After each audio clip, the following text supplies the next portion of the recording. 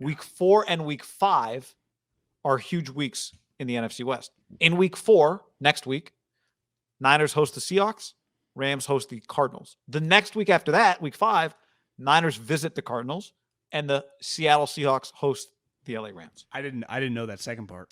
I mean, I knew the Niners game. I didn't know the Rams Seattle. Ooh, that's a weekend, guy. But this is a weekend too. We're glad you're watching this video. Like it and subscribe to our channel. Do you know that stats show 50% of you are not subscribed to our channel? Go subscribe. We're sponsored by Tito's Handmade Vodka. #1 vodka in America. And check out our podcast in the description below. Do it. Yeah, it is. Well, to me, why this weekend's big is because Arizona is playing Jacksonville, who is terrible. But the game is there. And if you look at Arizona last year, they just had, and you kind of had against Minnesota, but I think it's fair to say Minnesota, for a team that's, if you just add up, I think they went 7-9 last year. Now they're 0-2. So they are 7-11 in their last however many games, right? 18 games. They're clearly probably a little bit better than that record. Their defense has just given up these enormous plays. They're probably more like a 9-7, 10-6 team who have just maybe led the league in explosive plays, and that's bit them in the ass, and they have missed more fucking field goals than anyone I've ever seen. So I get the Cardinals, that was just a big-time game. They made more plays that happened. Jacksonville's a completely different level. But last year, the Cardinals went into games like this and just kind of went like, whatever. And all of a sudden, you look up, and it'll be a tie game in the third quarter. They are the most likely team of the group to do that. Where the Niners and the Packers, there's no, like, that's a game for both sides, right? There's no, like, we got to get up for this game. Those two teams are locked in. I'd even say it's a bigger game. Definitely nationally, it's going to feel bigger. Rams are hosting Tampa. Yep. You see Tom's post. He had the California shirt on. He's like going back to Cal. That's if you had to do the top 5 games in the NFL, you could argue that was probably preseason one circled, right? Yeah, and then the Rams actually, it was tight, but so they're 2-0. Yeah, so they're both 2-0. Well, I guess Seattle. And the other thing is you only get one bye this year. I mean, you got that last year too, right?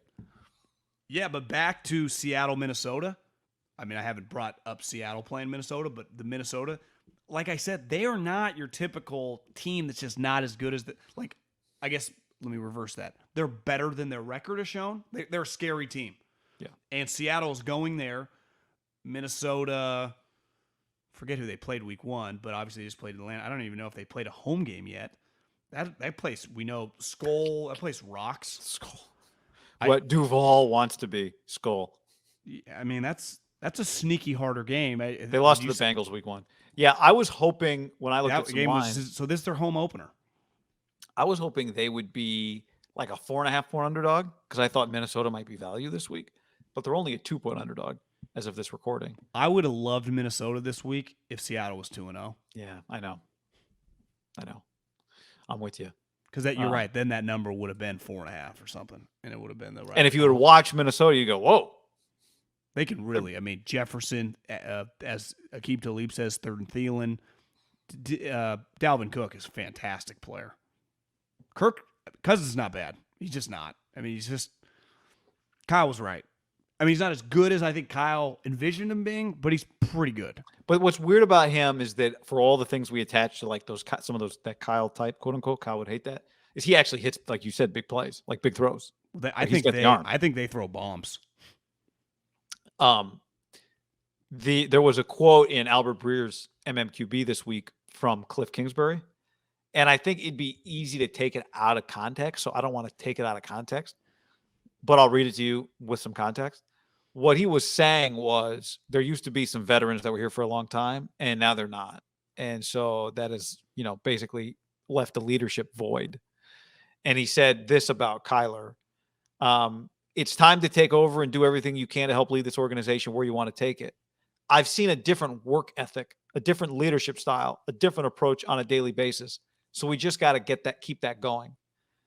And I read that because what I think is Cliff, what I wonder is Cliff saying we had leaders before, now they're gone, Kyler stepping into that role with his natural leadership qualities? Or, yeah, Kyler wasn't a great leader previously, and we're still working on that with him, and we got to keep it going.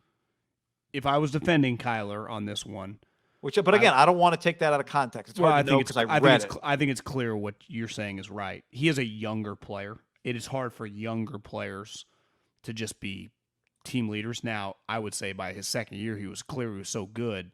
If he had leadership qualities, he should have just taken the team by the, they bull by the horns, right, and just been the clear guy. Clearly, Larry Fitzgerald has said some things without saying some things. Maybe he's just not a natural leader. Sometimes some people are just not natural leaders. It's just that simple. Not everyone's rah, come with me. But it's okay to not be that guy. Are you also, as long as you're not a negative effect, right? As long as you're not a quarterback diva. Quick moment to tell you to get in our DraftKings game. It's linked below. Play any game, really. Use the code HAM when you sign up at DraftKings. Do you want to gamble? I know I do. And where I do it, mybookie.ag, promo code HAM1. He has, they are just the last 2 years right now.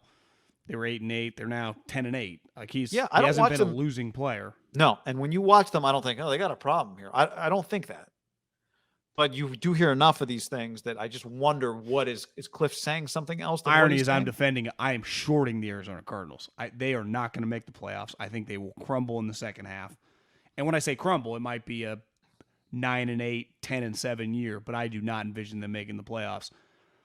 But you could argue this week, if one of these teams, because it's basically a round robin, goes 2-0 in week 4 and week 5, they're going to be in pretty good shape, right? Well, especially, yes. What if it's Arizona and they've won at the Rams? Well, then my take on them, they got a pretty good lead. If they beat the Niners go Packers, Seattle, Arizona, right? Right. Seattle at home at Arizona. The Rams. What game would you say? What if you are going to win 2 of 3?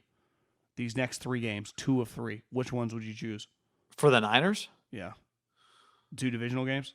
Probably, yeah. Because you get them an L. Packers already have an L. Yeah, I'm with you.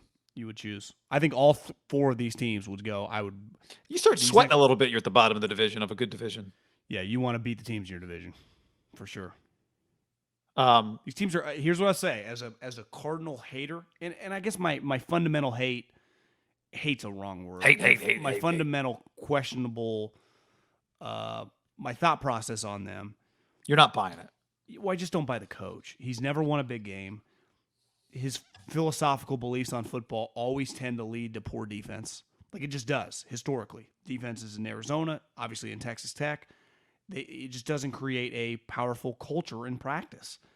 And, the other teams, you can say Seattle has been kind of Swiss cheese defense, but I know this. When I've seen them come to big games, they are willing to just get like 4 concussions and just fly around. Like this is the most physical team I've ever seen, even if they don't have the old bodies that they used to have. They have no problem playing like that. And the Rams do have the bodies, and same with the Niners.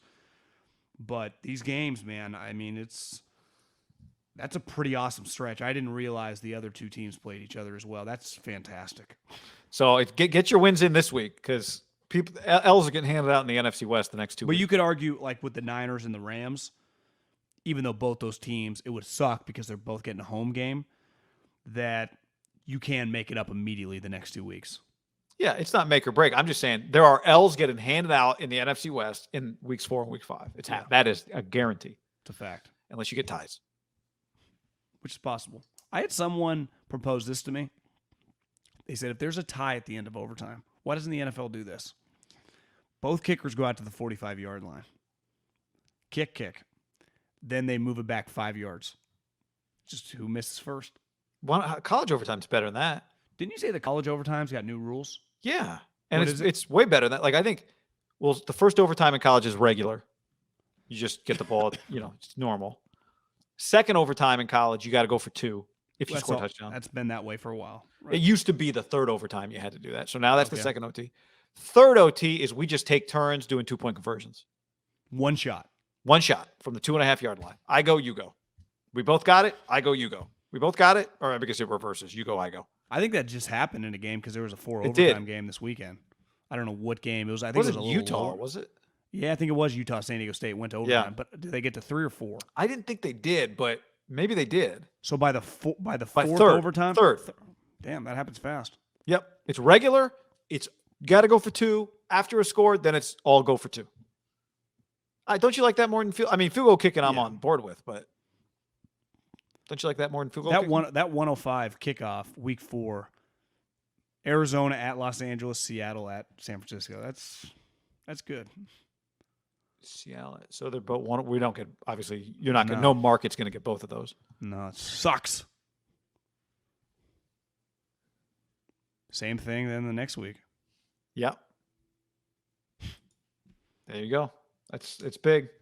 It is big. Oh, who Ari Wasserman of excuse me. Thursday, Rams Seattle is a Thursday night game.